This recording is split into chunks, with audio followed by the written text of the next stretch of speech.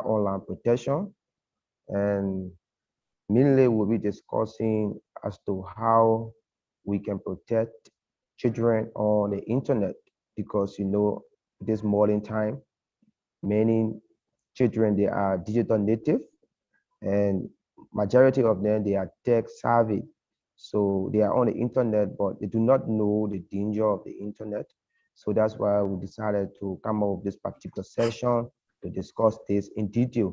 So thank you very much as I turn it over to Mr. Emma Claw to introduce himself. Thank you so much. Yes, hello. I'm Edmund Claw, and General Manager of Hack Technology. I have a master's in information technology, a software engineer, and cybersecurity also as well, a couple of certifications. I organized the first ever National Cybersecurity Forum in Liberia that begins with awareness. And ever since that forum, cybersecurity has begun to take roots in this country. I've also worked with a youth group for the past 2 years, mentoring them on cybersecurity and so forth. I have a postgraduate diploma in strategic business management and entrepreneurship. And yeah, that's that about me.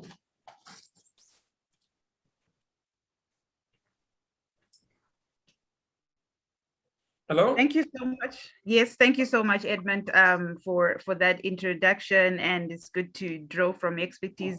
And I'll allow you, I think, to just delve into the session and the presentation for the day and what you prepared. But as we, interrogate this conversation around child online protection, feel free to just jump right in and have the conversations going around the issues, the concerns, and how we can take it from there. Yes. You want us to get the ball rolling now, right? Yes. Yes. Take it away.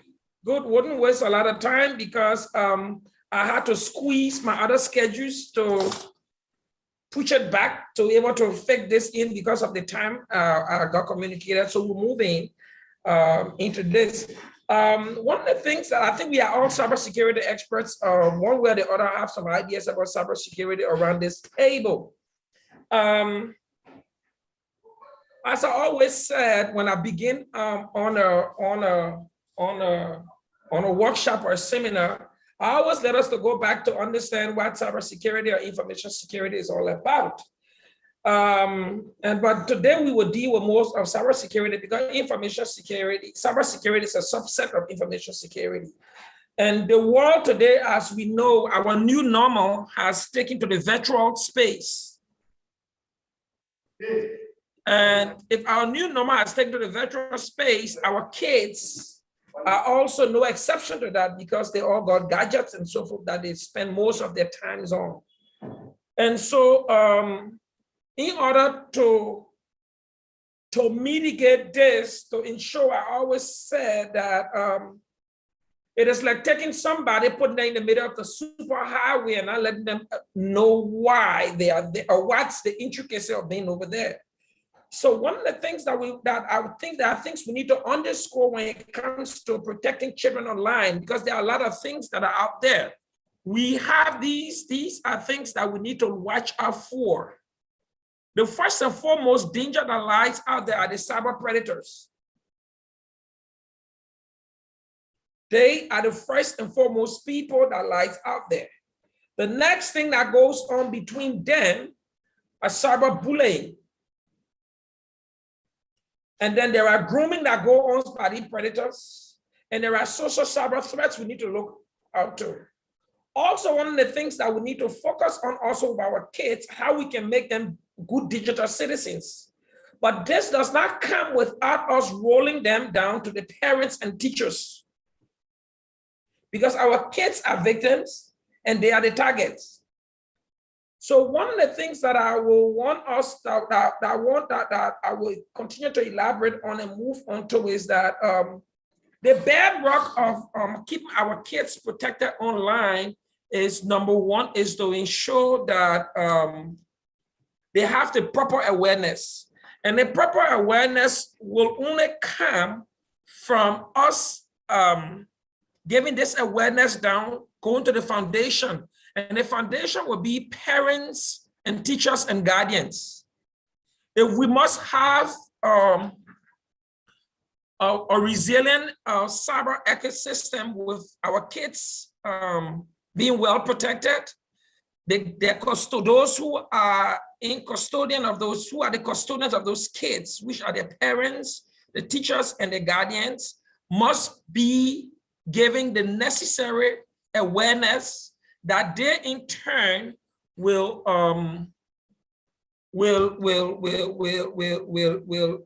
give to these kids.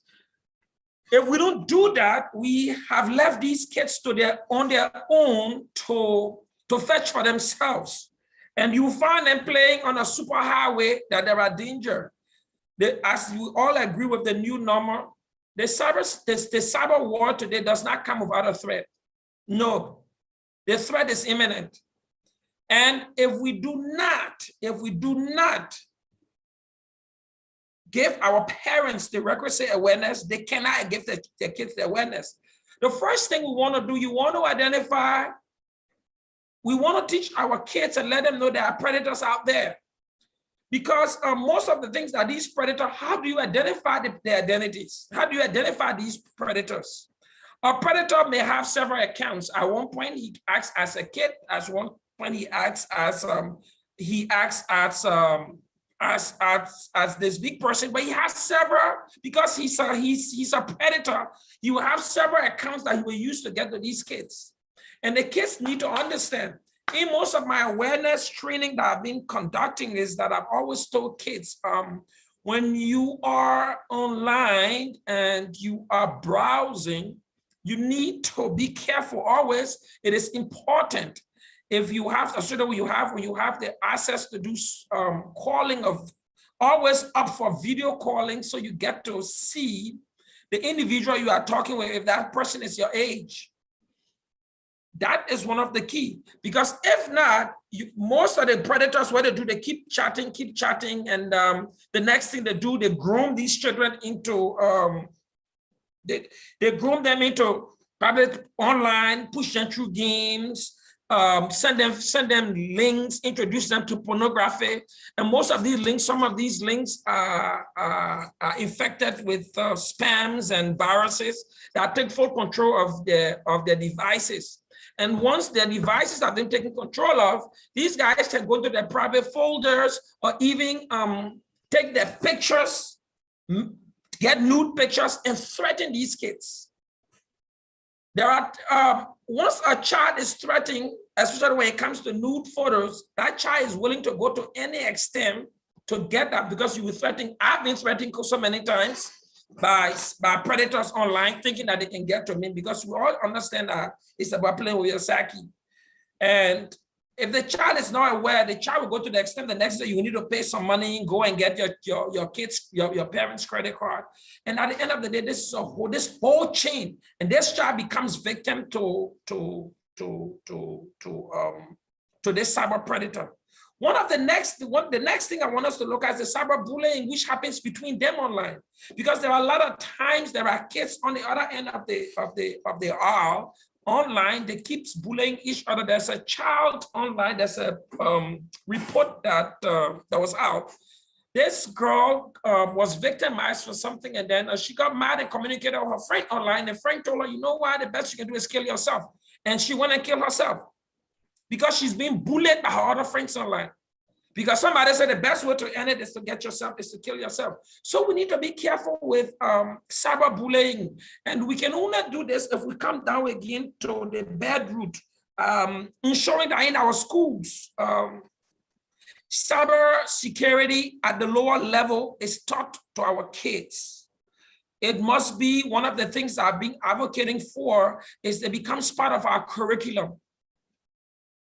We need to organize seminars for parents, ensure that parents go through this training as well. Even though the internet will offer the devices, most of the devices we have today will offer parental control mechanism to protect and monitor our kids online, but not many parents know that. And if you do not know, you put a device in the hands of a child, that child go haywire, and what the child does, the child gets online, and the child just use the internet anyhow. As a result of this, your child becomes victim to a cyber predator. And not only that, your child could be encouraged to get your credit card to do some transaction. A couple of times, my son had come up to me and told me, Daddy, I want to buy certain games, or I'm watching this YouTube video, and they are telling me that, you know why, for me to watch the other content, I need this. And these are so many means people can have access to their financial credentials. So we need to tell parents, you need to tell kids. Also, you do not give certain information out, because the information you get out could be detrimental to you, and not only to you, but probably to your parents as well, because you let too much out. You've given this predator on the other end of the aisle so much that he can use against you. So one of the things that I always that I look at is that I call something the cyber security pyramid for teens and tweens. Let me just show this triangle. I don't know what I could share my screen. Yeah, hello, are we there? Hello? Yes, we can see it, thank you. Yes, do you see this? Okay, I call this is what I designed for awareness. This is where the communication flow should go. This is the cybersecurity pyramid for tweens and teens. You have the children, we have the parents, we have the children, students, and teachers. These kids up here, they are our prime jewels. They are the asset we are protecting. In regular cases, the asset will probably be money or whatever it is, but they are our asset. Today, the topic that we are talking about, protecting our kids online, the asset that we are looking at our kids, they are the asset. The communication flow. We have the parents on the other hand, we have the teacher on the other hand. These people must have the requisite information to give up, and there must be a constant communication flow in this pyramid to have these prime jewels protected. If this information flow is not there, we've left these children vulnerable. And where there is vulnerability, there's definitely going to be a breach. A vulnerability equal a breach, and when a show an attack is imminent. So it is important that parents and teachers they are the foundation, they are the pillars through which we can channel these information, we can channel our training to be able to educate our kids. We need to also, if possible, speak with our local governments or our government at the central level to ensure that earlyhood cybersecurity training is being introduced into schools at the lower level for kids, because the new normal today, whether we like it or not, is the virtual space. We've seen what COVID has taught us. COVID has taught us so much. And so you don't want to, in the absence of this, this is the medium of attack, the internet. The predator is on the other end, and this is the medium of attack. If we do not do what we need to do to protect our kids, seriously, the internet that is meant to be good becomes a very dangerous place for our kids. So the cyber threats that are facing children and teens from 2018 up, these are things we need to check. Being a parent is how we know parents must get involved. Our parents today, most of our parents we can say have a device, a digital device in their hands, and we need to speak to them. We need to educate our children on the uses of chat rooms, social media, video streaming sites, and online games. These are a lot of mediums through which they can use to get to our kids. So for now, I think I want to make a pause here and then give somebody a chance to come in and say something or ask a question if there's any. Thank you so much for taking us through. We appreciate those insights as we talk about something that is critical. Like now in the digital age, you find that with the pandemic, our children find themselves mostly online and trying to interact. So it'll be good for us to have any questions for you, but I'll just pose, one question that I had in mind in terms of, I hear you talking a lot about, education and raising awareness with the parents themselves, and just out of interest within your context as well, to what extent have you also interacted with schools and teachers as critical to this whole concept? Because now you find that education, like you mentioned, has migrated to online platforms. Yeah. How can we also ensure that apart from raising awareness with the parents, how can we get those in the education sector as well coming on board with this to ensure that our children are safe online? Check the pyramid. You see the pyramid? Mm-hmm. The pyramid does not exclude teachers. Teachers are integral part of this whole pyramid. And this is why one of the things that I suggested and underscored is that we need to speak with our local governments. If there's a way to champion it, that cybersecurity awareness becomes a course that is taught in school. And our teachers need to go through these seminars. I would want to say that there should be a teacher for that. Teachers go through regular seminar to educate them on, because they will be posting content online for these students to use. So it is key. This is why if you watch the pyramid, the teacher is not excluded. We have parents, teachers below the pyramid because they are the foundation of this pyramid. And our prime jewel are the students. They are at the top of the pyramid.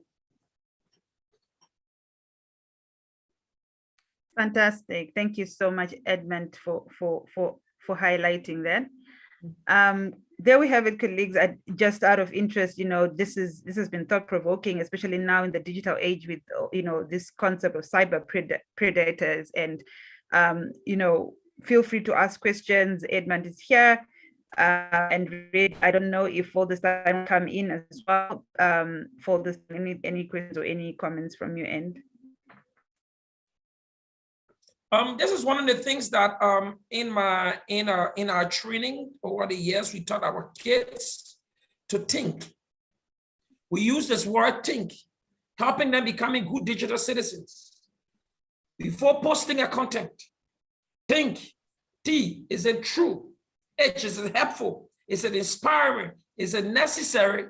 And is it kind? How we interact online. Because if it's not kind, you are bullying somebody else over there. We are online, we're moving from the physical space to the digital space. We must be good digital citizens. Our footprints, our digital footprints are key. If digital footprint is key, that will leave behind. Because if we leave a messy digital footprint, that affects us tomorrow. So this is a whole global stuff that has to go through, and it is important. The foundational issue with our kids being vulnerable online, the education begins with our parents and students, parents and teachers in the school. Our parent is a teacher as well. So parents must be invited to seminars. So over the last 2 years, when I work with this group for online children protection, we targeted teachers, we targeted schools, and we went into school presentation. We also targeted local authorities to give them awareness of this and how vulnerable our kids are. So in this general prospect, I would want all of us to look at this and take this holistically to our individual countries, domesticate it. Because if we do not push for, because we move into the virtual space and we are neglecting that this virtual space does not come with a threat. The threat is imminent. It is imminent. If you sit down and watch the number of attacks that go on through the day, the amount of phishing emails, unsolicited emails that we get in our mails, if you just innocent to it, you can click one link and you are compromised. You compromise your parents. I mean, just at home, imagine you get one link and then you have access to your parents' credit card. You want to use it. My son asked me so many times he wants to use my card to buy a game. Are you sure of the source on the other end? He doesn't know the danger that is there. He just wants a game. He just wants to watch another content. But it's our binding duty to ensure that parents are educated. If we cannot get to the parents, we champion this through our ministries of education to ensure that there's a curriculum in school, or there is this awareness, constant awareness that's going on. Because if we don't have the proper education, the requisite education to work in this virtual space, I'm sorry, we are heading down the drain. We are heading for catastrophe. Thank you so much for highlighting that. And we do have one question in the Q&A, which says, of the children you teach awareness to, how many of them do not put their true birth year in order to be able to register on social media platforms that require them to be over 13? So yeah, I think that's a loaded question around how you interact in that space and raise awareness. One of the things that I've learned now, and that is so good now, both Facebook and Google has that. I was able to give my son a Google email guided. He's 6 years old.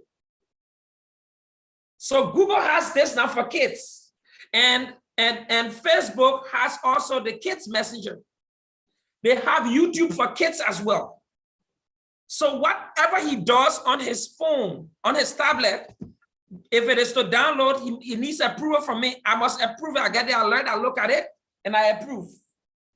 On the messenger, it's this network that parents link to parents. So you have, it's a community that's been created. So what we can do is to, because Facebook now has, this is something that I've been noted, that kids are skipping the ages. They're not putting a true identity. And in my awareness, I let you know, if you don't put your true identity because you want to go for fake content, you will be held liable for some of the things that are out there, but these are the danger that lies out there. It's better to be under parental control, but they will not put their true identity because they don't have the requisite education to know what the danger that lies on the other side.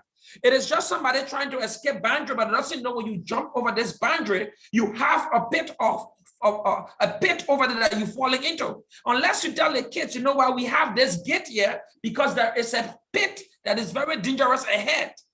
But you just said that the kids just see that there's this boundary and doesn't know what lies ahead. That kid's going to try to jump over and only to find out that that kid get the neck broken because he was not aware of what's there. You don't sugarcoat it. You tell the kids what it is. Most of the things come by us not sugarcoating, and we want to be realistic about what's out there. We need to be realistic and be real to them. Thank you so much for that response. We need to be realistic. We need to be real with our children and showcase what is, what is the harm that will follow. And there's another question here which says, should the use of smartphones itself be allowed in secondary schools? If yes, no, why? Just to, as we round off the session, feel free to just highlight, why or why not. Okay. I would say the use of cell phone, I would say yes, it should be used. It comes back again if the requisite education is given. If the requisite education is given, that is, if I buy a cell phone for my kid and I'm aware of what's out there, the phone is configured properly for the usage of the kid. But if this child, like we have today, kids use the phone, they go to school, they're in the middle of class, they are watching videos, teachers are out there, they're being distracted, they get phone in the name of, we want to be able to do our assignments. I would say no, if the requisite education is not given. A kid should not be giving a smartphone without the proper configuration or guidance given to that child. We all need to put ourselves in that context. It's good we want to buy gadgets for our kids. We want to bring them up to speed in the modern world. I mean, you go in the US, that's in the Western world, that's the way of life. But that way of life also came with proper education and proper guidance. We must be responsible parents to put these devices in the hands of our kids. If we are not responsible parents, it's just like you send your child to go to school and you're not even monitoring the child progress in school. It's only at the end of the year you want to know whether the child failed or not. But that child began to fail from the beginning of the year. So before you put the device in the child, be able to monitor, have the record. My son has a tablet at home and I monitor from here, whatever he does. Thank you.